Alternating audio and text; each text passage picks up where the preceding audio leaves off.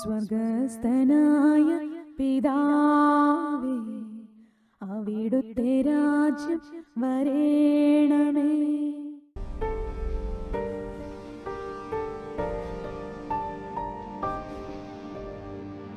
ഉത്ഥാനം ചെയ്ത ഈശോ സ്വർഗാരോഹണം കഴിഞ്ഞ് പരിശുദ്ധാത്മാവ് തൻ്റെ ആത്മാവിനെ ഭൂമിയിലേക്ക് തന്നിൽ വിശ്വസിച്ചിരുന്ന, തൻ്റെ നാമത്തിൽ വിശ്വസിച്ചിരുന്ന, താൻ ക്രിസ്തുവാണെന്ന് വിശ്വസിച്ച് ഏറ്റുപറഞ്ഞ ഒരു സമൂഹത്തിലേക്ക് പരിശുദ്ധാത്മാവിനെ പകരുകയാണ്. പിതാവിൻ്റെ സ്നേഹമാണ് പരിശുദ്ധാത്മാവ്. അത് നമുക്ക് ലഭിക്കുന്നത് യേശു ക്രിസ്തുവിൻ്റെ കാൽവരിയുടെ യോഗ്യതയാലാണ്. പുത്രനായ യേശുവിൻ്റെ കൃപ എന്ന് പറയും.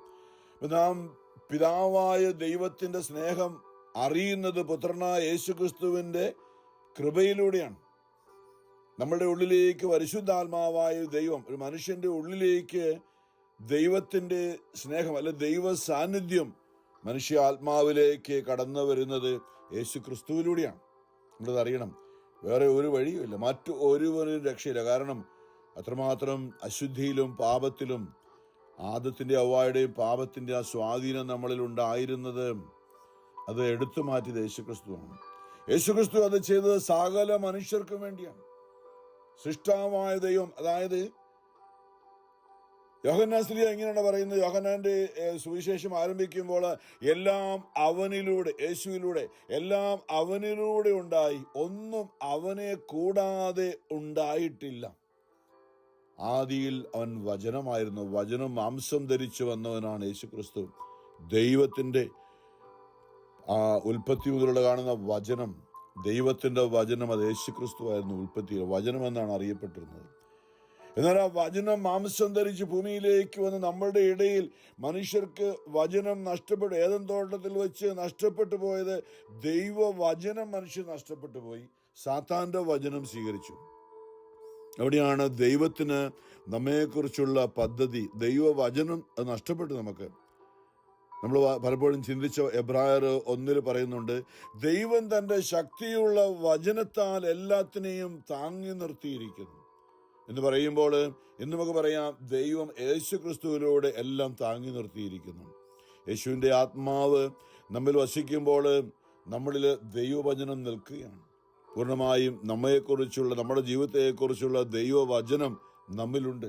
പരിശുദ്ധാത്മാവായ നമ്മുടെ മാമോദീസായിലൂടെ പരിശുദ്ധാത്മാവിനെ, ത്രിത്വിക ദൈവത്തെ തന്നെയാണ് നമ്മൾ ഉൾക്കൊണ്ടത്. പിതാവും പുത്രനും പരിശുദ്ധാത്മാവുമായ ദൈവത്തിലാണ്, നാമത്തിലാണ് നാം മാമോദീസ സ്വീകരിച്ചത്. അപ്പൊ നമ്മുടെ ആത്മാവിൽ വസിക്കുന്ന ആ പരിശുദ്ധാത്മാവ് ഈ ദൈവിക പദ്ധതി മുഴുവനും ഉൾക്കൊണ്ട് നമ്മളെക്കുറിച്ചുള്ള, നമ്മുടെ ജീവിതത്തെക്കുറിച്ചുള്ള ദൈവിക പദ്ധതിയുടെ പൂർണ്ണതയാണ് നമ്മിലുള്ള പരിശുദ്ധാത്മാവ്. നമ്മളത് അറിയണം.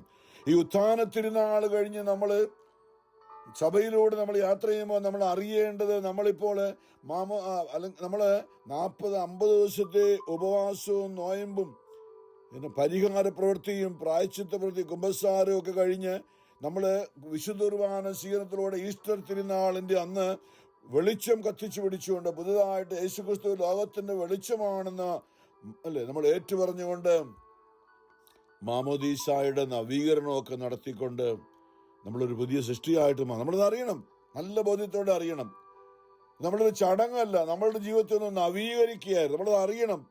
അതായത് യേശുക്രിസ്തു, പൗലോസിന്റെ ഭാഷയിൽ പറഞ്ഞാൽ നമ്മൾ വീണ്ടും യേശുക്രിസ്തുവിനോട് ക്രൂശിക്കപ്പെട്ടു. ദുഃഖവെള്ളിയാഴ്ച വീണ്ടും ഒരിക്കൽ കൂടി, അതായത് അവൻ നമുക്ക് വേണ്ടി 2000 വർഷം വെച്ച് പൂർത്തിയാക്കിയത്, ചെയ്തത് നമുക്ക് സ്വന്തമാക്കാൻ പറ്റാഞ്ഞതുകൊണ്ടാണ് നമ്മൾ ഈ കാലഘട്ടത്തിലൂടെ നമ്മൾ വീണ്ടും കടന്നു പോകുന്നത്. നമ്മൾ പൂർണ്ണതയിലേക്ക് നാം അവനോടുകൂടെ ക്രൂശിക്കപ്പെട്ടു ദുഃഖവെള്ളിയാഴ്ച എന്ന് പറയുമ്പോൾ നമ്മുടെ പാപങ്ങൾ മുഴുവനും ഞാൻ കഴിഞ്ഞ ദിവസം ഓർപ്പിച്ചു. അതായത് നമ്മളെ അവൻ തൻ്റെ ഉള്ളിൽ വഹിച്ചുകൊണ്ടാണ് അവൻ ക്രൂശിതനായത്. നമ്മൾ 2000 വർഷം മുമ്പ് യേശു ക്രൂശിതനായപ്പോൾ ഞാനും നിങ്ങളും നമ്മളും നമ്മുടെ മക്കളും വരും തലമുറയെല്ലാം അവൻ്റെ ഉള്ളിൽ, അവൻ്റെ ആത്മാവിലുണ്ട്, അവൻ്റെ ഉള്ളിലുണ്ട്. അപ്പൊ നമ്മൾ ഇന്ന് അവനിൽ വിശ്വസിക്കുക എന്ന് പറഞ്ഞു കഴിഞ്ഞാൽ അല്ലെ, യേശു ക്രിസ്തുവിൽ ഞാൻ വിശ്വസിക്കുന്നു എന്ന് പറയുമ്പോൾ അവൻ എന്നെ എൻ്റെ സകല പാപങ്ങളോടും കൂടി, പൗലോസ് പറഞ്ഞതുപോലെ അവൻ നിങ്ങളെ വിലയ്ക്ക് വാങ്ങിയിരിക്കുന്നു. നിങ്ങൾ നിങ്ങളുടെ സ്വന്തമല്ല, നിങ്ങൾ നിങ്ങളുടെ സ്വന്തമല്ല എന്ന് പറയുമ്പോൾ നമുക്ക് നമ്മുടേതായിട്ട് ഒന്നുമില്ല. നമ്മൾ വിലയ്ക്ക് വാങ്ങപ്പെട്ടവരാണ്. യേശു നമ്മളെ വിലയ്ക്ക് വാങ്ങിയതാണ്. അപ്പോൾ നമുക്കുണ്ടായിരിക്കേണ്ട ഏറ്റവും വലിയ ബോധ്യം, ഈ ഉത്ഥാന തിരുനാളിൽ നിൽക്കുമ്പോൾ നമ്മൾ അറിയേണ്ട ഒരു കാര്യം, നമ്മളുടെ കഴിഞ്ഞ കാലങ്ങളിലുള്ള നമ്മളുടേതായ വ്യക്തിപരമായ നമ്മുടെ കുടുംബത്തിൻ്റെതായ നമ്മളത് അറിയണം. നമ്മുടെ കുടുംബാംഗങ്ങളെയും അല്ലേ, ഈ നോഹയെ പെട്ടകത്തിൽ കയറ്റിയപ്പോൾ നോഹ മാത്രമല്ല, നോഹ ആ കാലഘട്ടത്തിൽ നോഹ നീതിമാനായിരുന്നു, നോഹ വിശ്വസ്തനായിരുന്നു എന്നാണ് ദൈവം ആദ്യം കണ്ടത്. അത് നോഹയെ മാത്രമല്ല, നോഹയുടെ ഭാര്യയെയും നോഹയുടെ 3 ആൺമക്കളെയും ആ 3 ആൺമക്കളുടെ ഭാര്യമാരെയും, അങ്ങനെ 8 പേരെയാണ് പെട്ടകത്തിൽ കയറ്റി ദൈവം രക്ഷപ്പെടുത്തിയത്. നോഹ ദൈവത്തിൽ വിശ്വസിച്ചപ്പോൾ. ഇപ്പം നമ്മൾ വിശ്വസിക്കുമ്പോൾ നമ്മളത് അറിയണം. അതായത് ഇത് വലിയൊരു മേഖലയാണ്. കർത്താവായ യേശു ക്രിസ്തുവിൽ നീ വിശ്വസിക്കുക, നീയും നിന്റെ കുടുംബവും രക്ഷ പ്രാപിക്കുമെന്ന ആ ഒരു മേഖല. ഇത് ദൈവത്തിൻ്റെ കരുണയുടെ അല്ലേ, ഇന്ന് നമ്മൾ കരുണയുടെ തിരുനാളൊക്കെ. അപ്പം നമ്മൾ ദൈവത്തിൻ്റെ കരുണയുടെ വലിയൊരു, എല്ലാവരും രക്ഷപ്പെടണ ദൈവം. അപ്പം ഒരാൾ നമ്മുടെ കുടുംബത്തിൽ കർത്താവിനോട് ചേർന്ന് വിശുദ്ധിയിലും വിശ്വസ്തതയിലും അവൻ്റെ ആത്മാവ് നമ്മുടെ ഉള്ളിലുണ്ടെങ്കിൽ നമ്മുടെ കുടുംബം മുഴുവൻ ഉള്ളവരെ അവൻ ആ കൃപയിൽ ചേർത്ത് വച്ചിരിക്കുകയാണ്. വിശ്വാസമില്ലാത്തവർ കാണും, സാരമില്ല, ഇന്നല്ലെങ്കിൽ നാളെ അവരുടെ ജീവിതത്തിലെ വിശ്വാസത്തിൻ്റെ സാത്താൻ നമ്മുടെ ഉള്ളിലുള്ള വിശ്വാസം, ആ ഒരു വ്യക്തിയെങ്കിലും ഒരു കുടുംബത്തിൽ വിശ്വാസത്തോടെ ഉറച്ചു നിൽക്കണം. ഇത് വലിയൊരു മേഖലയാണ്.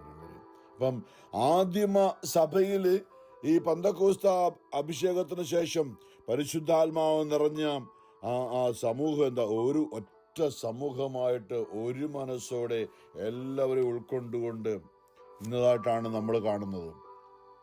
നമ്മൾ എന്തിനെയൊക്കെ ചിന്തിച്ചതായിരുന്നല്ലോ. അപ്പസ്തോല പ്രവർത്തനം, ഇന്നും അപ്പസ്തോല പ്രവർത്തനമുള്ള വായനയാണ്. അപ്പം കഴിഞ്ഞ ദിവസം നമ്മൾ ചിന്തിച്ചതായിരുന്നു, അതായത് ഈ പരിശുദ്ധാത്മ അഭിഷേകത്തിന് ശേഷം പത്രോസിന്റെ നേതൃത്വത്തിൽ അവർ ഒരുമിച്ച് കൂടിക്കൊണ്ടിരുന്നു. എന്നിട്ട് പത്രോസ് അവിടെ പ്രസംഗിക്കുന്നത് നമുക്കറിയാം. ഈ ദുഷിച്ച തലമുറ, അതായത് ഈ അന്നത്തെ നോഹയുടെ കാലത്ത് ദുഷിച്ച തലമുറയായിരുന്നു. ലോകം മുഴുവനും ദൈവത്തിൽ നിന്ന് അകന്നുപോയി ജഡമോഹങ്ങളിൽ മുഴുകി മനുഷ്യന്റെ ഉള്ളിലെ ദൈവത്തിന്റെ ചൈതന്യം നിലനിൽക്കുകയില്ല എന്ന് ദൈവം കണ്ടു. അതോർത്ത് ദൈവം പരിതപിച്ചു എന്ന് നമ്മൾ വചനം വായിക്കുന്നുണ്ട്. അപ്പോൾ ദൈവം മനുഷ്യനെ രക്ഷിക്കാൻ വേണ്ടിയുള്ള ദൈവ നോഹയെ ദൈവം തിരഞ്ഞെടുത്തത്. നമ്മൾ ഇന്ന് നോഹയുടെ മനോഭാവത്തിൽ കർത്താവായ യേശുക്രിസ്തുവിനോട് നമ്മൾ പൂർണ്ണ മനസ്സോടെ ചേർന്ന് നിൽക്കുകയാണെങ്കിൽ നമ്മുടെ കുടുംബം ഈ കാലഘട്ടങ്ങളിൽ നോഹയുടെ കുടുംബം പോലെയാണ്. എല്ലാ കാലഘട്ടങ്ങളിലും അങ്ങനെയുള്ളൊരു തെരഞ്ഞെടുപ്പ് ദൈവം നടത്തുന്നുണ്ട്. എന്തിനാ? രക്ഷിക്കുക എന്നുള്ളതാണ് ദൈവത്തിൻ്റെ ലക്ഷ്യം, രക്ഷിക്കുക എന്നുള്ളത്. ഇപ്പം നമ്മൾ ഈ ഉത്ഥാനം കഴിഞ്ഞ് നിൽക്കുമ്പോൾ നമ്മൾ രക്ഷിക്കപ്പെട്ട ഒരു സമൂഹം, അതായത് യേശുക്രിസ്തുവിന്റെ രക്തത്താൽ വീണ്ടെടുക്കപ്പെട്ട ഒരു സമൂഹമാണ് നമ്മൾ എന്ന് തിരുസഭ മൊത്തത്തിൽ നമ്മൾ അറിയണം. വ്യക്തിപരമായി നമ്മൾ ഓരോരുത്തരും അറിയണം. അപ്പസ്തോല പ്രവർത്തനങ്ങളിൽ ഇന്നലെയൊക്കെ ചിന്തിച്ചതായിരുന്നല്ലോ. പത്രോസ് അവരോട് പറയുകയാണ്, നിങ്ങൾ അന്ന് ആദ്യമായി യേശുവിൻ്റെ നാമത്തിൽ പരിശുദ്ധാത്മാവിനെ സ്വീകരിച്ചപ്പോൾ അത് കണ്ട് ജനം ചോദിച്ചു, എന്താണ് ഞങ്ങൾ ഇനി ചെയ്യേണ്ടത് ചോദിച്ചപ്പോൾ പത്രോസ് പറഞ്ഞു, നിങ്ങൾ അറിയാതെയാണെങ്കിലും നിങ്ങൾ രക്ഷകനായി വന്ന ക്രിസ്തുവായിട്ട് വന്ന യേശുവിനെ നിങ്ങൾ ക്രൂശിച്ചു. സാരമില്ല, അതൊക്കെ ദൈവിക വചനം നിറവേറേണ്ടതുകൊണ്ട് നിങ്ങൾ മനഃപൂർവ്വമല്ല, നിങ്ങൾ അറിവില്ലാതെയാണ് ചെയ്തത്. അതുകൊണ്ട് നിങ്ങൾ പശ്ചാത്തപിക്കുവിൻ, നിങ്ങൾ മാനസാന്തരപ്പെടും. എനിക്ക് തെറ്റിപ്പോയി എൻ്റെ ദൈവമേ, ഇത്രയും നാൾ ഞാൻ ഈ ലോകത്തിൻ്റെ അശുദ്ധിയിലും ജഡമോഹങ്ങളിലും പാപങ്ങളിലും സമ്പത്തും ഈ ലോകത്തിൻ്റെ കുടുംബമൊക്കെ ഇതൊക്കെയാണ് ജീവിതത്തിൻ്റെ ആധാര നിദാനം എന്ന് കരുതിയിരുന്ന എനിക്ക് തെറ്റിപ്പോയി എന്ന് എനിക്ക് ഇപ്പോഴാണ് മനസ്സിലായത്. കർത്താവായ യേശുവിൻ്റെ ആത്മാവ് എൻ്റെ ഉള്ളിലുള്ളപ്പോഴാണ് എനിക്ക് നിത്യത, അല്ലെങ്കിൽ എൻ്റെ ആത്മാവ് നിത്യത. ഈ ഭൂമിയിൽ എൻ്റെ ശരീരവും മനസ്സും പണവും പേരും പ്രതാപവും കുടുംബവും ഒക്കെ ആയിട്ട് ജീവിക്കുക. പക്ഷെ ഞാൻ മരിക്കുമ്പോൾ അതെല്ലാം നഷ്ടപ്പെടുത്തണം. എനിക്കൊന്നും സ്വന്തമായിട്ട് മരിച്ചു കഴിഞ്ഞ് എൻ്റെ ആത്മാവ് നിത്യതയിലേക്ക് പോകുമ്പോൾ ഈ ഭൂമിയിലുള്ള ഒന്നും എനിക്ക് കൊണ്ടുപോകാൻ പറ്റില്ല. എൻ്റെ ആത്മാവ് മാത്രമാണ് നിത്യതയിലേക്ക് പോവുക. ആത്മാവിനോടൊപ്പം എന്നിലുള്ള നന്മകളും മാത്രമാണ് എന്ന് പറയുമ്പോൾ നമ്മളിലുള്ള പരിശുദ്ധാത്മാവാണ് നമ്മളെ നിത്യതയിലേക്ക് കൊണ്ടുപോവുക. ഈ ഒരു ബോധ്യം ഉള്ളിൽ സ്വീകരിച്ചുകൊണ്ട് നിങ്ങൾ ഈ ദുഷിച്ച തലമുറ, ഈ ലോകത്തിൻ്റെതായ വാശിയും വൈരാഗ്യവും വിദ്വേഷവും വെറുപ്പും പരസ്പരം കൂടി നിന്നുകൊണ്ട് മറ്റുള്ളവരെ ഇല്ലാതാക്കാൻ ഗ്രൂപ്പിസം എന്തെല്ലാം കാര്യങ്ങളാണ് ലോകത്തുള്ളത്. അതിനകത്തൊന്നും നിങ്ങൾ പോയി തലയിടരുത്, നിങ്ങളിതിൽ പെട്ടുപോകരുത്. അല്ലേ? ഈശോ പറഞ്ഞ് പ്രാർത്ഥിക്കാൻ, ഞങ്ങൾ പ്രലോഭനത്തിൽ ഉൾപ്പെട്ടു പോകാൻ ഇടയാകരുതേ. എല്ലാ ദിവസവും പ്രലോഭനം സാത്താൻ ഇങ്ങനെ കെണി വെച്ചുകൊണ്ടിരിക്കണം. എപ്പോഴും നമ്മളെ കുരുക്കാനായിട്ട്. അതുകൊണ്ട് നമ്മൾ വളരെ ശ്രദ്ധിക്കണം. അപ്പം നമ്മൾ ദൈവവചനം പാലിച്ചുകൊണ്ട് ദൈവത്തിൻ്റെ ഇഷ്ടം അന്വേഷിച്ചുകൊണ്ട് പോവുകയാണെങ്കിൽ നമ്മൾ കുരുക്കിൽ വീഴുകയില്ല. അത് ദൈവത്തിൻ്റെ വഴിയാണ്, അത് സുരക്ഷിതമായ വഴിയാണ്. അതാണ് പത്രോസ്ലീഹ പറഞ്ഞത്, ഈ ദുഷിച്ച തലമുറയിൽ നിന്ന് നിങ്ങളെ തന്നെ രക്ഷിക്കുവിൻ. അനേകര് പത്രോസിനോട് ആ പ്രസംഗം കേട്ട് 3000-ഓളം പേര് ആദ്യ ദിവസം തന്നെ ചേർന്നു എന്ന് നാം വായിച്ചു. അപ്പോൾ അങ്ങനെ അവരൊരു സമൂഹമായി ഒരു മനസ്സോടെ യേശുക്രിസ്തുവിൻ്റെ ആഗ്രഹം അവരുടെ ഉള്ളിലെല്ലാം നിറഞ്ഞു.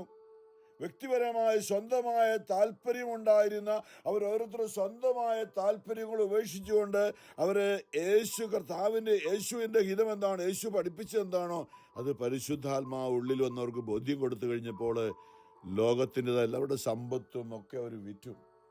എന്നിട്ട് ഒരുമിച്ച് വന്നുകൊണ്ട് അവർ പൊതുവായിട്ട് കുറവുള്ളവർക്കൊക്കെ അതിനെ കൊടുക്കാൻ വേണ്ടിയിട്ട് സ്വന്തം സുഖലോലുപതിക്ക് വേണ്ടി ഏറ്റവും വില കൂടിയ അത് വീട്, വണ്ടി, കാറ്, ഇങ്ങനെയുള്ള നമ്മുടെ ചിന്തകളുണ്ടല്ലോ. ഏറ്റവും സുഖലോലുപതി ജീവിക്കാതൊക്കെ അതെല്ലാം വേണ്ട എന്ന് വെച്ചിട്ട് പരിശുദ്ധാത്മാവാണ് ഏറ്റവും പ്രധാനപ്പെട്ടത്. അതിനുവേണ്ടി എന്തെല്ലാം അല്ലേ നമ്മൾ ഈ യേശുവിൻ്റെ ജീവിതകാലത്ത് നമ്മൾ കാണുന്നുണ്ട്. സക്കേവൂസിൻ്റെ വീട്ടിലേക്ക് യേശു വന്നപ്പോൾ യേശു പറഞ്ഞു പോലുമില്ല, പക്ഷേ പരിശുദ്ധാത്മാവ് സക്കേവൂസിൻ്റെ ഉള്ളിലേക്ക് വന്നുകൊണ്ട് അതുവരെ ചെയ്തിരുന്ന പാവം എന്താ പറയുന്നത്, നാം നികുതി പിരിക്കുന്നവനാണ്. പക്ഷെ അതിൽ നിന്നും അനേകരെ കൂടുതൽ നികുതി മേടിക്കുകയും സ്വന്തം കാര്യം, സ്വന്തം കീശ വീർപ്പിക്കാൻ വേണ്ടി, സ്വന്തം സാമ്പത്തിക കാര്യം ഉറപ്പിക്കാൻ വേണ്ടിയിട്ട് അവൻ ചെയ്തിരുന്നു. അതേക്കുറിച്ചൊക്കെ മാനസാന്തരം ഉണ്ടായി. ഈശോ ഒന്നും പറഞ്ഞില്ല. പരിശുദ്ധാത്മാവിൽ വന്നപ്പോൾ എന്താ പറഞ്ഞത്, ഞാൻ എൻ്റെ സമ്പത്തിൻ്റെ പകുതി ദരിദ്രർക്ക് ദാനം ചെയ്യുന്നു. ദാനം ഒരു കണക്ക് ചുമ്മാ കൊടുക്കുക, ദാനം പകുതി. പിന്നെ ആരുടെയെങ്കിലും തുക ഞാൻ വഞ്ചിച്ചെടുത്തിട്ടുണ്ടെങ്കിൽ, ഇത് വലിയൊരു മേഖലയാണ് പറയുന്നത്. പരിശുദ്ധാത്മാവ് വഞ്ചനയെ വെറുക്കുന്നു.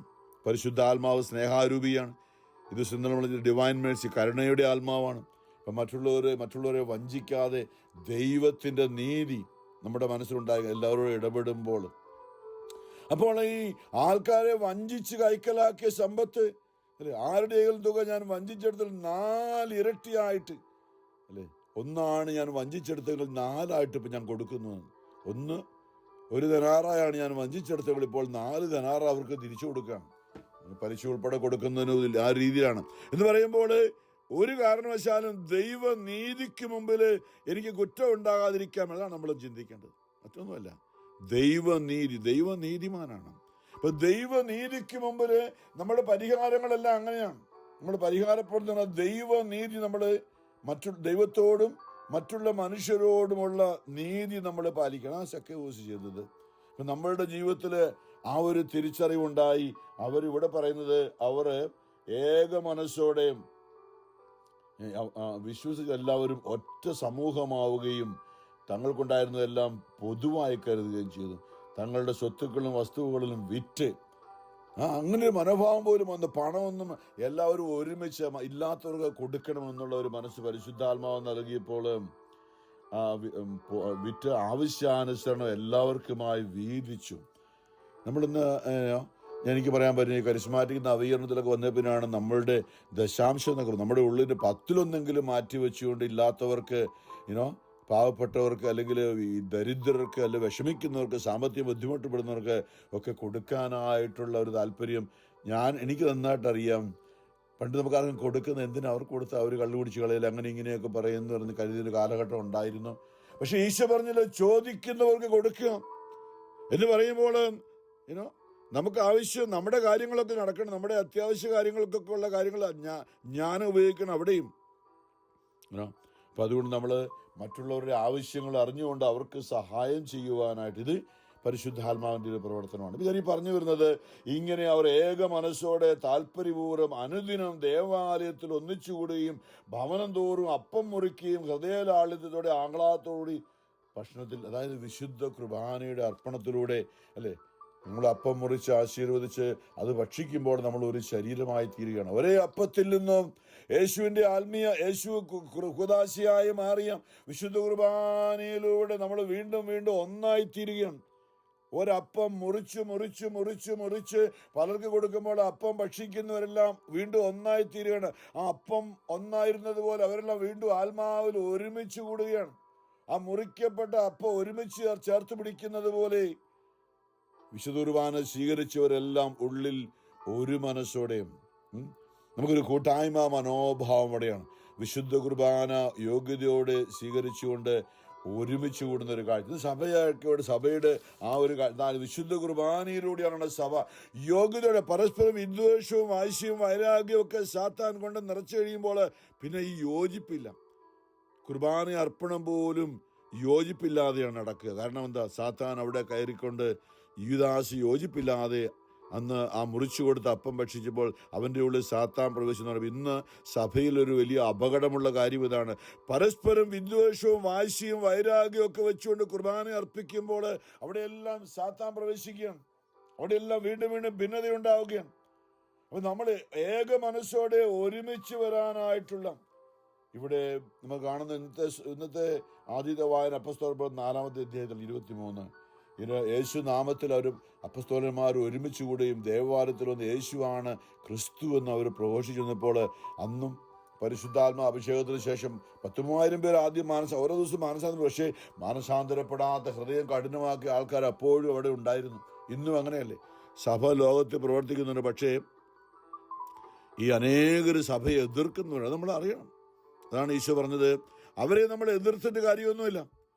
എതിർക്കുന്നവരെ അവർക്ക് വേണ്ടി പ്രാർത്ഥിക്കണമെന്ന് ഈശോ പറഞ്ഞു. എന്താ? മത്തായി 5:43 നിങ്ങളെ പീഡിപ്പിക്കുന്നവർക്ക് വേണ്ടി നിങ്ങൾ പ്രാർത്ഥിക്കുവിൻ എന്ന് പറഞ്ഞാൽ ആര് നിങ്ങളെ എതിർക്കുന്നുണ്ടോ അവർ നിങ്ങളോട് ചേരാൻ പറ്റാത്തത് അവരിൽ ദുഷ്ടാരൂപി എന്നും അറിയാതെ കുടികൊള്ളുന്നതുകൊണ്ടാണ്. അതുകൊണ്ട് അവർക്ക് വേണ്ടി അവരെ നമ്മളെ ഹൃദയത്തിൽ സ്നേഹിച്ചുകൊണ്ട് അവർക്ക് വേണ്ടി പ്രാർത്ഥിക്കണം. നമ്മളെ ശപിക്കുന്നവരെ ശപിക്കരുത്. ദൈവമേ അവരെ അനുഗ്രഹിക്കണമേ. ഏറ്റവും വലിയ അനുഗ്രഹം നിന്റെ പരിശുദ്ധാത്മാവ് കൊണ്ട് അവരെ എല്ലാവരെയും നിറയ്ക്കണമേ എന്ന് ഹൃദയം തുറന്ന് നമ്മൾ പ്രാർത്ഥിക്കുമ്പോൾ നമ്മിലൂടെ തന്നെ ഒരു ആത്മാവിൻ്റെ അഭിഷേകം അവരിലേക്ക് കടന്നു ചെല്ലാനുള്ള ഒരു വലിയ കൃപയാണ്. യേശുവിൻ്റെ പാദങ്ങളിലേക്ക് അവരെ സമർപ്പിക്കുകയാണ്. അപ്പോൾ അവിടെ നമ്മളെ വേദനിപ്പിക്കുന്നവർക്ക് അവരുടെ ഉള്ളിലേക്ക് പരിശുദ്ധാത്മാവ് വന്നാൽ മാത്രമേ നമ്മുടെ പ്രശ്നം മാറുകയുള്ളൂ. നമ്മളെ വെറുക്കുന്നവരെ കൂടുതൽ വെറുത്തത് കൊണ്ട് തന്നെ കൂടുതൽ പ്രശ്നം ഉണ്ടാവുകയാണ്. എന്നാൽ നമ്മളെ വെറുക്കുന്നവർക്ക് വേണ്ടി ഹൃദയം തുറന്ന് പ്രാർത്ഥിക്കാൻ ഈശോ കുരിശ് കടന്ന് ചെയ്താണ്. തന്നെ ഉപദ്രവിക്കുന്നവർക്ക് പിതാവേ ഹൃദയം തുറന്ന് അപ്പാ അവരോട് ക്ഷമിക്കണം. അപ്പാ അവരെന്താണ് ചെയ്യുന്നതെന്ന് അവർക്ക് അറിയില്ല എന്ന് പറഞ്ഞാൽ അവരെ യേശു ചേർത്ത് നിർത്തുകയാണ്. അവരെ കുറ്റം പറയുന്നില്ല. അപ്പൊ അവരോട് ക്ഷമിക്കണമേ, അവരെന്താണ് ചെയ്യുന്നത് അവർക്ക് അറിയില്ല, അവരോട് ക്ഷമിക്കണമേ എന്ന് ഈശോ ഹൃദയപൂർവ്വം പ്രാർത്ഥിച്ചപ്പോഴാണ് യേശുവിൻ്റെ ഉത്ഥാനവും യേശുവിൻ്റെ സ്വർഗ്ഗാരോഹണ പന്തക്കോസ്ത തിരുസഭയുണ്ടായത്. യേശുവിൻ്റെ എന്നാൽ നമ്മൾ ചിന്തിച്ചു, യേശുവിനെ എതിർത്തിരുന്നവർ അനേകർ മാനസാന്തരപ്പെട്ടു. കാരണം സ്നേഹം അവരിലേക്ക് ഇന്നലെ ഞാൻ പറഞ്ഞു. പിന്നീട് യേശു പാതാളത്തിലിറങ്ങി മരിച്ചുപോയ ആത്മാക്കൾക്ക് വേണ്ടിയൊക്കെ സുവിശേഷം പറഞ്ഞുകൊണ്ട് അവരെയൊക്കെ മാനസാന്തരപ്പെടുത്തിയപ്പോൾ കഴിഞ്ഞ തലമുറയുടെ ബന്ധനം അഴിഞ്ഞപ്പോൾ ഇന്നതാണ് നമ്മുടെയൊക്കെ ജീവിതത്തിൽ കഴിഞ്ഞ തലമുറയുടെ ബന്ധനം. അതാണ് നമ്മൾ ഈ മരിച്ചവർക്ക് വേണ്ടി കൂട്ടായ്മ പ്രത്യേകിച്ച് എപ്പോഴും കത്തോലിക്ക വിശ്വാസത്തിൻ്റെ അടിസ്ഥാന മേഖലയാണ് നമ്മുടെ കഴിഞ്ഞു പോയ തലമുറ. അത് ശുദ്ധീകര ആത്മാക്കൾക്ക് വേണ്ടി ഇന്നലെയൊക്കെ ഈ ഡിവൈൻ മേഴ്സിയൊക്കെ അതാണ്. അത് കഴിഞ്ഞു പോയ തലമുറയുടെ ഹൃദയം തുറന്നുകൊണ്ട് അനുഗ്രഹിച്ച് പ്രാർത്ഥിക്കണം. ദൈവമേ അവരോട് കരുണയായിരിക്കണമേ. പ്രത്യേകം എപ്പോഴും ഓർപ്പിക്കാറുണ്ട്, നമ്മുടെ ഇന്നത്തെ സഹനം അവർക്ക് വേണ്ടി കാഴ്ചവെക്കണം. ഈശോ നിന്റെ കുരിശും എടുത്തുകൊണ്ട് സ്വയം ഇല്ലാതായി, കുരിശും എടുത്തുകൊണ്ട് അനുദിനം എൻ്റെ പിന്നാലെ വരട്ടെ എന്ന് പറഞ്ഞത് ആ സഹനത്തിന് വലിയ വിലയുണ്ട്. അത് അനേകം ആത്മാക്കൾക്ക് വേണ്ടി ഈശോയുടെ സഹനമാണ് മനുഷ്യവർഗത്തിൻ്റെ രക്ഷയ്ക്കായി പിതാവ് സ്വീകരിച്ചത്. ഇന്നും യേശു ആത്മാവായി നമ്മൾ വസിക്കുമ്പോൾ നമ്മുടെ ജീവിതത്തിൻ്റെ സഹനം യേശുവിനോട് ചേർന്നാണ് പൗലോസ് പറഞ്ഞത്. യേശു ക്രിസ്തുവിൽ വിശ്വസിക്കാൻ മാത്രമല്ല അവൻ്റെ നാമത്തെ പ്രതി സഹിക്കാനുള്ള ഭാഗ്യം കൂടി. നമുക്കത് മനസ്സിലാകും. ആർക്കറിയാം? എത്ര ചിന്തിച്ചാലും പിടികിട്ടാത്തൊരു കാര്യമാണ് അതല്ലേ, സഹിക്കുന്നത് എങ്ങനെയാണ്. അതെ, യേശു നമ്മുടെ ആത്മാവിലുള്ളപ്പോൾ അറിയണം, യേശു നമ്മുടെ ആത്മാവിലുള്ളപ്പോൾ നമ്മുടെ സഹനത്തിന് വലിയ വിലയുണ്ട്. ഓർക്കുക, യേശു നമ്മുടെ ആത്മാവിലുള്ളപ്പോൾ നമ്മുടെ സഹനത്തിന് വലിയ വിലയുണ്ട്. യേശു നമ്മുടെ ആത്മാവിൽ ഇല്ലാത്തപ്പോൾ നമ്മുടെ സഹനത്തിന് 0 വിലയാണ്. പലപ്പോഴും നമ്മളുടെ സഹനം തുടരുന്നതും വിലയില്ലാതെ പോകുന്നതും യേശു നമ്മുടെ ആത്മാവിൽ ഇല്ലാത്തത് കൊണ്ടാണ്. അപ്പോൾ യേശു നമ്മുടെ ആത്മാവിലുണ്ടാകാൻ എന്താ ആണ് യേശു പറഞ്ഞത്?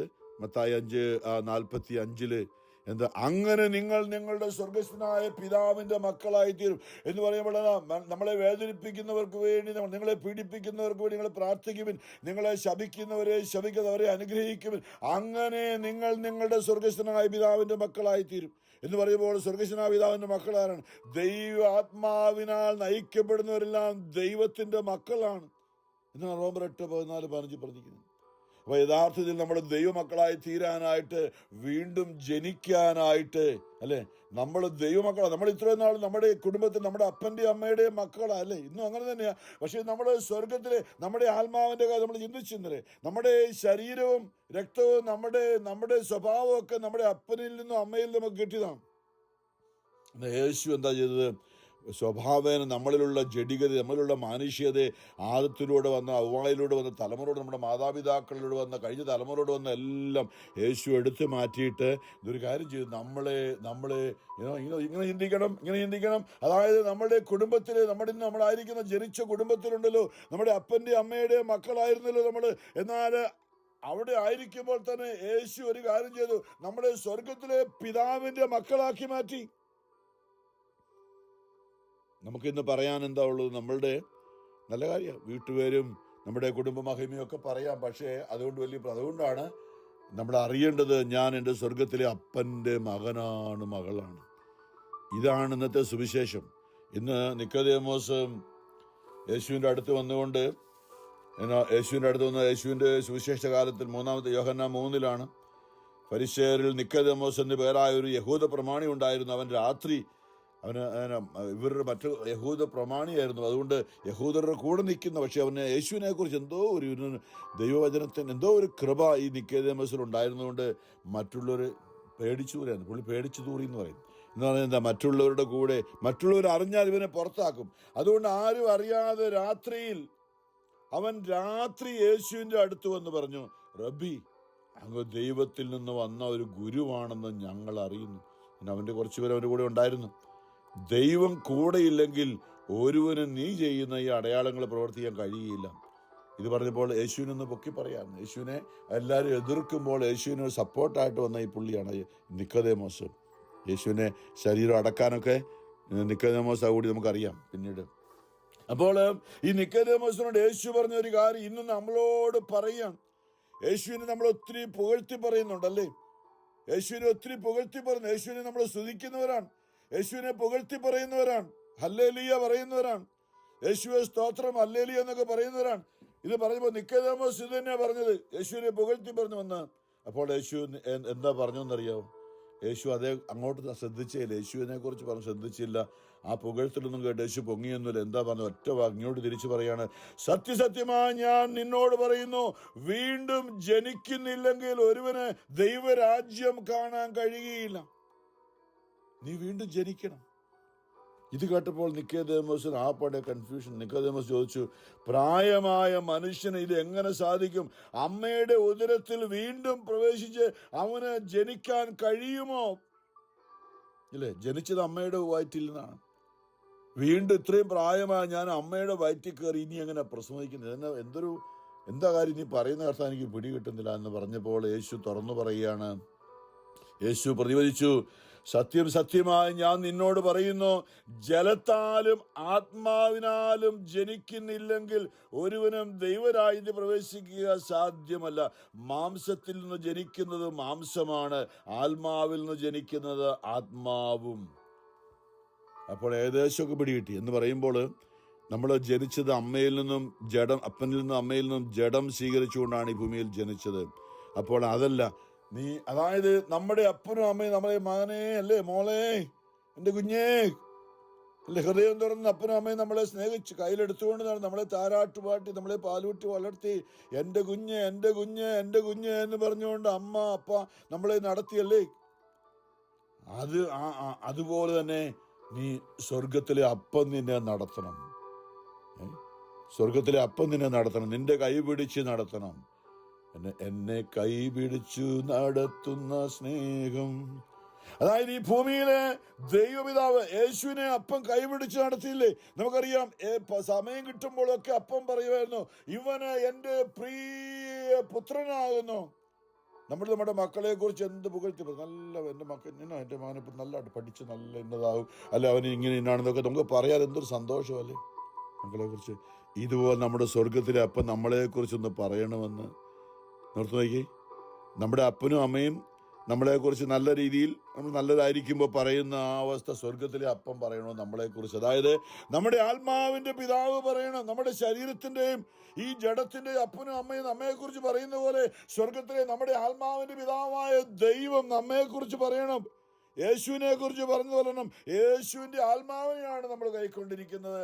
അതുകൊണ്ട് ഇപ്പോൾ നമ്മളെ സ്വർഗത്തിലെ പിതാവ് നോക്കിയിട്ട് പറയണം, ഇവൻ എൻ്റെ പ്രിയ പുത്രനാകുന്നു, ഇവൾ എൻ്റെ പ്രിയ പുത്രിയാകുന്നു. സ്വർഗത്തിലെ പിതാവ് നമ്മെക്കുറിച്ച് പറയുന്ന ഒരു അനുഭവമാണ് വീണ്ടും ജനനം. അല്ലെങ്കിൽ ഞാൻ ഒന്നുകൂടെ മനസ്സിലാക്കാൻ വേണ്ടി പറയും, അമ്മയുടെ വയറ്റിൽ 9-10 മാസമായിരുന്നിട്ട് അമ്മ നമ്മളെ പ്രസവിച്ചിട്ട് അമ്മ നമ്മളെ സ്നേഹിച്ച് അല്ലേ കയ്യിലെടുത്ത് കുഞ്ഞിനെ എടുത്തു നോക്കുന്നത് പോലെ നമ്മുടെ സ്വർഗത്തിലെ പിതാവിൻ്റെ ഉള്ളിൽ കഴിഞ്ഞ ചിന്തയാണ് യോഹന്നാൻ 14:20. ആ ദിവസം നിങ്ങൾ അറിയും ഞാൻ പിതാവിൻ്റെ ഉള്ളിലും, ഈശോ പറയാണ്, ഞാൻ പിതാവിൻ്റെ ഉള്ളിലും നിങ്ങൾ എൻ്റെ ഉള്ളിലും ഞാൻ നിങ്ങളുടെ ഉള്ളിലും എന്ന് പറയുമ്പോൾ എന്താ, നമ്മളെ യേശു തൻ്റെ ഉള്ളിൽ, ഞാൻ പറഞ്ഞ കുരിശിൽ യേശു മരിച്ചപ്പോൾ നമ്മളെ ഉള്ളിൽ വഹിച്ചുകൊണ്ടാണ്, സ്നേഹിച്ചുകൊണ്ടാണ് ഈശോ നമുക്ക് വേണ്ടി കുരിശിൽ മരിച്ചത്. അവൻ നമുക്ക് വേണ്ടി കുരിശിൽ പാതാളത്തിന് കല്ലറയിൽ കിടന്ന് നമ്മുടെ ഉള്ളിൽ വഹിച്ചുകൊണ്ടാണ്. അവൻ പാതാളത്തിൽ ഇറങ്ങിയപ്പോൾ നമ്മുടെ ഉള്ളിൽ വഹിച്ചുകൊണ്ടാണ്. അവൻ സ്വർഗത്തിലേക്ക് ആരോഹണം ചെയ്തപ്പോൾ നമ്മുടെ ഉള്ളിൽ വഹിച്ചുകൊണ്ടാണ്. കൊളോസ്യർ 3 പറയുന്നുണ്ട്, യേശു ഉന്നതങ്ങളിലേക്ക് ആരോഹണം ചെയ്ത് പിതാവിൻ്റെ വലത്തുഭാഗത്തിരുന്നപ്പോൾ നിങ്ങളെയും കൂടിയാണ് അവിടെ ഇരുത്തിയത്. നമ്മൾ അവൻ്റെ ഉള്ളിലുണ്ട്. നമ്മൾ അറിയണം പ്രിയമുള്ളവരെ. അപ്പോൾ യേശുവിൻ്റെ ഉള്ളിൽ നമ്മളാണ്, പിതാവിൻ്റെ ഉള്ളിലുള്ള യേശുവിൻ്റെ ഉള്ളിൽ നമ്മൾ ഓർത്ത് നോക്കണം. അപ്പോൾ പിതാവ് നമ്മളെ യേശു യോഹന്നാൻ പിന്നീട് പറയുന്നുണ്ട്, നമ്മൾ മരിച്ച് അവൻ്റെ രണ്ടാമത്തെ വരവെങ്കിൽ നമ്മളെല്ലാം നൊടിയിട കൊണ്ട് യേശുവിന് രൂപം ധരിക്കുമെന്ന് 1 യോഹന്നാൻ 3 പറയുന്നുണ്ട്. അവൻ്റെ പ്രത്യക്ഷതയിൽ നാം ജീവിച്ചിരിക്കുകയാണെങ്കിൽ നാം എല്ലാവരും നൊടിയിട കൊണ്ട് രൂപാന്തരപ്പെടും. നാം എല്ലാവരും അവനെ പോലെയാകും. യേശുവിൻ്റെ മഹത്വം പ്രാപിച്ച താബോർ മലയിൽ കണ്ട ശരീരം പോലെ നമുക്കും കിട്ടുമെന്ന്. എന്തിനാ? അതുകൊണ്ട് നിങ്ങൾ പ്രത്യാശ, ഈ വിശുദ്ധി, അവൻ പരിശുദ്ധനായിരിക്കുന്നത് പോലെ നിങ്ങളും എല്ലാ കാര്യങ്ങളിലും പരിശുദ്ധരായി ജീവിക്കട്ടെ. വാശിയും വൈരാഗ്യവും പണവും വിദ്വേഷവും അതെല്ലാം വലിച്ചു ദൂരെ എറിയാം. മനോഭാവം, പണം വേണ്ടെന്ന് ഞാൻ പറയുന്നില്ല, വേണം, പക്ഷെ അത് നമ്മുടെ ദൈവമാകരുത്. നമ്മുടെ ദൈവം നമ്മുടെ നിത്യതയിലേക്ക് നയിക്കുന്നത് ഇതെല്ലാം ഈ ലോകത്തിൽ നമ്മൾ കെട്ടിപ്പിടിച്ചുകൊണ്ട് അതെല്ലാം അവിടെ നമ്മൾ അത് തകർന്നു വീണു പോകും. നമ്മൾ ആണ്. അപ്പൊ യേശുവിൻ്റെ ഈ നിക്കോദേമോസ് നീ വീണ്ടും ജനിക്കണം. അതായത് സ്വർഗത്തിലെ പിതാവിൻ്റെ ഉള്ളിൽ നിന്നും നീ ജനിക്കണം. സ്വർഗത്തിലെ പിതാവ് എൻ്റെ കുടുംബത്തിലേക്ക് എന്നെ നൽകിയിരിക്കുകയാണ്. സ്വർഗത്തിലെ പിതാവ് എൻ്റെ ഇടവകയിലേക്ക് എന്നെ നൽകിയിരിക്കുകയാണ്. സ്വർഗത്തിലെ പിതാവ് ഞാനായിരിക്കുന്ന ദേശത്തേക്ക് എന്നെ നൽകിയിരിക്കുകയാണ്. പിതാവ് യേശുവിനെ കുറിച്ച് പറഞ്ഞ പോലെ നമ്മളെ കുറിച്ച് പറയും. അനേകർ നമ്മളിലൂടെ യേശു ക്രിസ്തുവിന്റെ ആത്മാവിനെ, ആ യേശുവിന്റെ ആത്മാവ് നമ്മുടെ ആത്മാവിലായിരുന്നുകൊണ്ട് പിതാവിന്റെ സ്നേഹം ആത്മാർത്ഥമായി നമ്മുടെ ഉള്ളിൽ, അതിലെ റോമർ 8 പറഞ്ഞത്, യേശു പരിശുദ്ധാത്മാവിലൂടെ അല്ലാതെ ആർക്കും ദൈവത്തെ അപ്പാ പിതാവേ എന്ന് വിളിക്കാൻ പറ്റില്ല. വീണ്ടും ജനിച്ചൊരു അനുഭവം. നമ്മുടെ ഭൂമിയിൽ നമ്മുടെ അപ്പനെയും അമ്മയെയും വിളിച്ചിരുന്ന പോലെ ദൈവത്തെ ഹൃദയം തുറന്ന ഡാഡി, അപ്പാ, എൻ്റെ അപ്പാ എന്ന് വിളിക്കുന്ന ഒരു അനുഭവം, അത് യേശുവിൻ്റെ ആത്മാവ് നമ്മുടെ ഉള്ളിലുള്ളപ്പോൾ മാത്രമേ പറ്റുള്ളൂ. ഇന്ന് അനേകർക്ക് അത് പറ്റുന്നില്ല. കാരണം യേശുവിൻ്റെ ആത്മാവ് ഉള്ളിലില്ലാത്തതുകൊണ്ടാണ്. നമ്മൾ മാമോദിസ സ്വീകരിച്ചു, പക്ഷേ നമ്മൾ ജഡമോഹത്തിലും വാശിയിലും വൈരാഗ്യത്തിലും ഒക്കെ ജീവിച്ചപ്പോൾ അത് വിട്ടുപോയി. ദുരാത്മാവായി നമ്മുടെ ഉള്ളിൽ സാത്താൻ കയറി. അതുകൊണ്ട് വാശിയും വൈരാഗ്യം നമ്മളായിരിക്കുന്ന അവസ്ഥ ഭയാനകമാണ്. അനേകർ നമ്മളെ ഭയപ്പെടുകയാണ്, അനേകർ നമ്മളെ വെറുക്കുകയാണ്. കാരണം എന്താ? നമ്മുടെ ഉള്ളിൽ നിന്ന് പരിശുദ്ധാത്മാവ് നഷ്ടപ്പെട്ടു പോയി. അവിടെയാണ് ദാവീദിന്റെ അനുതാപം സങ്കീർത്തനം 51 ദൈവമേ അങ്ങയുടെ പരിശുദ്ധാത്മാവിനെ എന്നിൽ നിന്നും എടുത്തു കളയരുതേ, രക്ഷയുടെ സന്തോഷം എനിക്ക് വീണ്ടും തരണമേ. നമ്മൾ ഈ സങ്കീർത്തനം 51 അനുതാപ കീർത്തനമാണ്. നമ്മൾ 3-ാം മണിക്കൂറിലൊക്കെ എന്നും പ്രാർത്ഥിക്കുന്ന യാചിക്കുന്ന സങ്കീർത്തനമാണ്. അപ്പോൾ ഇതെന്താ ഇവിടെ അതാണ് നിക്കോദേമോസിനോടാണ്, നീ സ്വർഗത്തിലെ പിതാവിൻ്റെ മകനായി തീരണം. ഇത് വലിയൊരു മേഖലയാണ് പറയുന്നത്. നമ്മൾ അത് പരിശുദ്ധാത്മാവ് നമ്മുടെ ഉള്ളിലുള്ളപ്പോഴാണ്. അപ്പോൾ ഈ ഇന്നത്തെ അത് സുവിശേഷമാണ്. അപ്പോൾ ഒന്നാമത്തെ വായനയിൽ നിന്ന് ഈ വിശ്വാസികൾ അവർ യേശുവിനെ പ്രഘോഷിച്ചുകൊണ്ട് ദൈവത്തെ, എന്നാൽ ഇത് കണ്ട് അനേകർക്ക് ഇവരോട് വെറുപ്പുന്നു, വാശിയും വരെ, ഇവരൊക്കെ ശരിയായി ചില പണിയൊന്നുമില്ല, ഇവർക്ക് ഇങ്ങനെ ബൈബിൾ പഠിച്ചുകൊണ്ട് നടക്കുകയാണ്. ഞങ്ങൾ നല്ല അടിച്ചു പൊളിച്ച് കുറച്ച് പെഗ്ഗുമൊക്കെ എടുത്ത് ഞങ്ങൾ തന്നെ കമ്പനി കൂടി സുഖമായിട്ട് നടന്നിരുന്ന ഇവരിപ്പം ഞങ്ങളെ എതിർക്കുകയാണ്. ഞങ്ങൾ കമ്പനി കൂടിയിരുന്ന അതൊന്നും ഇതിനകത്ത് ഇവർ പങ്കുചേരാൻ വരുന്നില്ലെന്ന് മാത്രമല്ല, ഇവർ ഞങ്ങൾ ചെയ്യുന്ന പ്രവൃത്തികളെ ജ്ഞാനത്തിന്റെ പുസ്തകത്തിൽ പറയുന്നുണ്ടല്ലോ, നീതിമാന്റെ പ്രവൃത്തി പാപികൾ വെറുക്കുന്നു. കാരണം എന്താ? പാപത്തിന്റെ പ്രവൃത്തികളെ നീതിമാൻ ഇഷ്ടപ്പെടുന്നില്ല, ദൈവം ഇഷ്ടപ്പെടുന്നില്ല. അപ്പോൾ അതിനെതിരെ കുറ്റം പറയല്ല, നിങ്ങളത് ചെയ്യരുത് മക്കളെ, നിങ്ങളത് ചെയ്യരുത് പറയുമ്പോൾ അവർക്കത് കാരണം അവർക്ക് ഇങ്ങനെ ഇന്നലെ ചിന്തിച്ച ലൂക്കുമാം, അതായത് പാപവും വിശുദ്ധിയൊക്കെ കൂട്ടിക്കലർത്തി ഇങ്ങനെ മന്ദോഷ്ണമായ ലൂക്കുവാം അവസ്ഥയിൽ ഇങ്ങനെ ലോകത്തിൽ കൂടെ കടന്നു പോകാനുള്ളത് അനേക മനുഷ്യർ. അതുകൊണ്ട് അവർ നിങ്ങളെ എതിർക്കും. ദൈവമക്കൾ നിങ്ങളത് ചെയ്യരുത് പറയുമ്പോൾ എതിർക്കും. അങ്ങനെ ഒരു സംഭവമാണ് ഇന്ന്. അപ്പോൾ ഇവർ യേശുവിനെ കുറിച്ച് പ്രസംഗിച്ചപ്പോൾ അവരെ അടിച്ച് അവരെ മേലാൽ ഈ നാമത്തിൽ ഇങ്ങോട്ട് നിങ്ങൾ വന്നേ, വേറെ എവിടെയെങ്കിലും പൊക്കോ, ഇവിടെ വന്നത് പറയേണ്ട, ഞങ്ങളിവിടെ നല്ല ലോകത്തിന് ഞങ്ങൾ ഇഷ്ടം പോലെ സുഖമായിട്ട് ജീവിക്കുകയാണ്, ഇവിടെ പറയേണ്ട നിങ്ങളുടെ കൂട്ടായ്മയൊക്കെ നടത്തി ഞങ്ങൾക്ക് അതൊന്നും ആവശ്യമില്ല, ഞങ്ങൾക്ക് ഞങ്ങളുടെ ഒരു കൂട്ടായ്മയൊക്കെ ഉണ്ട്. ഞങ്ങൾ ഇങ്ങനെ ഇച്ചിരി കള്ളമൊക്കെ കുടിച്ച്, അല്ലെങ്കിൽ ഇച്ചിരി സൊറയൊക്കെ പറഞ്ഞാൽ ഇച്ചിരി മദ്യമൊക്കെ, അല്ലെങ്കിൽ ഇച്ചിരി ലഹരിയൊക്കെ എടുത്ത്, അല്ലെങ്കിൽ ഇച്ചിരി കഞ്ചാവൊക്കെ എടുത്ത്, അല്ലെങ്കിൽ ഇന്ന് ലോകത്തിൽ അങ്ങനെയല്ലേ? അവര് ദുഷ്ടാരൂപിയുടെ ആത്മാവാണ്. അവിടെയാണ് ഈശോ പറഞ്ഞത്, നിങ്ങൾ ദൈവപിതാവിന്റെ മക്കളായി തീരണം, ഇല്ലെങ്കിൽ നിങ്ങൾ സ്വർഗത്തിൽ പ്രവേശിക്കുകയില്ല. നിങ്ങൾ എന്തെല്ലാം പ്രവൃത്തി ചെയ്താലും നിങ്ങളുടെ ഉള്ളിൽ യേശുവിന്റെ ആത്മാവ്, നമ്മൾ അറിയേണ്ടത് ഇങ്ങനെയാണ്, യേശുവിന്റെ ആത്മാവാണ് നമ്മുടെ ഉള്ളിലുള്ളതെന്ന്. ദൈവവചനത്തെ ദുരാത്മാവ് ദൈവവചനത്തെ ഇഷ്ടപ്പെടുന്നില്ല. ദൈവത്തെ പ്രാർത്ഥിക്കാൻ, ദൈവം നല്ലവനാണെന്ന്, പ്രത്യേകിച്ചും നമ്മുടെ ദൈവത്തെ സ്തുതിക്കുന്ന പ്രാർത്ഥന ഉണ്ടല്ലോ, അരോചകമാണ് പലർക്കും. കാരണം ദൈവം നല്ലവനാണെന്ന് പറയുന്നത് സാത്താന് വെറുപ്പാണ്. അതുകൊണ്ടാണ് ഈ കരിസ്മാറ്റിക് കൂട്ടായ്മകളിലൊക്കെ പലർക്കും വെറുപ്പിൻ്റെ കാരണം അതാണ്. ഞാൻ പറയുന്നത് ആരും വിധിക്കുകയല്ല, ഞാൻ എൻ്റെ അനുഭവം പറയുകയാണ്. പണ്ടത്തെ വെച്ച് നോക്കുമ്പോൾ എന്താണ് മാറ്റം എന്നെങ്ങനെയാണ് ചിന്തിക്കുന്നത് നമ്മുടെ ഉള്ളിൽ. അപ്പോൾ ഇവിടെ അപ്പസ്തോല പ്രവർത്തനങ്ങളിൽ അവരെ പിടിച്ച് അടിച്ച് ഉപദ്രവിച്ച് മേലാൽ ഇങ്ങോട്ട് ഈ സിനഗോഗിൽ വന്ന് യേശുവിൻ്റെ നാമം എന്ന് പറഞ്ഞ് വന്നേക്കുന്നത്, പൊക്കോണം ഇവിടെന്ന് പറഞ്ഞ് അടിയെ കൊടുത്ത് വിട്ട് കഴിഞ്ഞപ്പോൾ അവർ വന്ന് പത്രോസിനതിൽ അവർ ഒരുമിച്ച് കൂടി അല്ലേ, നമ്മുടെ കൂട്ടായ്മയൊക്കെ അതാണ്, ഒരുമിച്ച് കൂടി പ്രാർത്ഥന. എപ്പോഴും ആരെയും കുറ്റം പറയും, കരുണയായിരിക്കണേ അപ്പ, ഹൃദയം തുറന്ന ഉള്ളിൽ ഈശോയേ, വേറെ നമുക്ക് ആശ്രയിക്കാറില്ല, അവന്റെ ആത്മാവാണ് നമ്മളിൽ. അതിന് അവരിങ്ങനെ പ്രാർത്ഥിക്കുകയാണ്. അപ്പസ്തോല പ്രവർത്തനങ്ങളുടെ മുഴുവൻ വായിക്കുന്ന 4:29 കർത്താവേ, അവരുടെ ഭീഷണികളെ അവിടുന്ന് ശ്രദ്ധിക്കണമേ, അവിടുത്തെ പരിശുദ്ധദാസനായ യേശുവിന്റെ നാമത്തിൽ ആണ് ഞങ്ങൾ പ്രസംഗിക്കുന്നത്.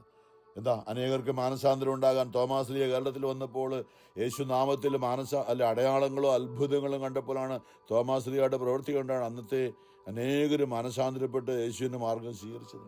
ഇന്നും ഇപ്പോഴും അതുപോലെ സംഭവിക്കാൻ മാർപ്പാപ്പായുടെ കയ്യിലൂടെ, തിരുസഭയുടെ കർദിനാൾമാരുടെ കയ്യിലൂടെ, മെത്രാന്മാരുടെ കൈകളിലൂടെ, വൈദികരുടെ കൈകളിലൂടെ, സന്യസ്തരുടെ, അൽമായ പ്രേക്ഷിതരുടെ, എല്ലാ വിശ്വാസികളുടെയും കരങ്ങളിലൂടെ എന്താ യേശു നാമത്തിൽ യേശുവിന്റെ ആത്മാവുള്ളിലുള്ളപ്പോൾ കർത്താവായ ദൈവമേ, അവരുടെ ഭീഷണികളെ ശ്രദ്ധിക്കണമേ, അവിടുത്തെ പരിശുദ്ധാസനായ യേശുവിന്റെ നാമത്തിലെ രോഗശാന്തിയും അടയാളങ്ങളും അത്ഭുതങ്ങളും സംഭവിക്കുന്നതിനായി ദൈവമേ അവിടുത്തെ കൈകളെ അങ്ങ് നീട്ടണമേ. ഈ സമൂഹത്തിന്റെ മേലെ, ഞങ്ങളുടെ മേലെ അവിടുത്തെ വചനം പൂർണ്ണ ധൈര്യത്തോടെ പ്രസംഗിക്കാൻ ഈ ദാസരെ അനുഗ്രഹിക്കണമേ. പ്രാർത്ഥന കഴിഞ്ഞപ്പോൾ അവർ സമ്മേളിച്ചിരുന്ന സ്ഥലം കുലുങ്ങി. അവരെല്ലാവരും പരിശുദ്ധാത്മാവിനാൽ പൂരിതരായി ദൈവവചനം ധൈര്യപൂർവ്വം പ്രസംഗിച്ചു. ഇത് ആദിമസഭയാണ്. ഇന്നും അതുപോലെ സഭ തന്നെയാണ്. ആദിമസഭ എന്ന് പറയുമ്പോൾ ഇന്ന് മാറ്റമുണ്ടെങ്കിൽ ഇന്ന് സഭ ആ ഒരു അവസ്ഥയിലേക്ക് വരേണ്ടിയിരിക്കുന്നു. മാനസാന്തരം, ലോകത്തെ ജനങ്ങളെ ദൈവത്തിലേക്ക് അടുപ്പിക്കാൻ അങ്ങനൊരു മാറ്റം ആവശ്യമാണ്. പ്രിയമുള്ളവരെ, നമുക്ക് അതിനായിട്ട് പ്രാർത്ഥിക്കാം. പുതിയ മാർപ്പാപ്പാടെ ദൈവമേ ആ ഒരു കാഴ്ചപ്പാടോടെ മനുഷ്യവർഗം മുഴുവനും രക്ഷയിലേക്ക്, സ്നേഹത്തിലേക്ക് വരാനുള്ള കൃപയ്ക്ക് വേണ്ടി ഞങ്ങൾ പ്രാർത്ഥിക്കുന്നു. പരിശുദ്ധ പരമാ ദിവ്യകാരുണ്യനാഥനായ ഈശോയ്ക്ക് എന്നേരവും ആരാധനയും സ്തുതിയും പുകഴ്ചയും ഉണ്ടായിരിക്കട്ടെ.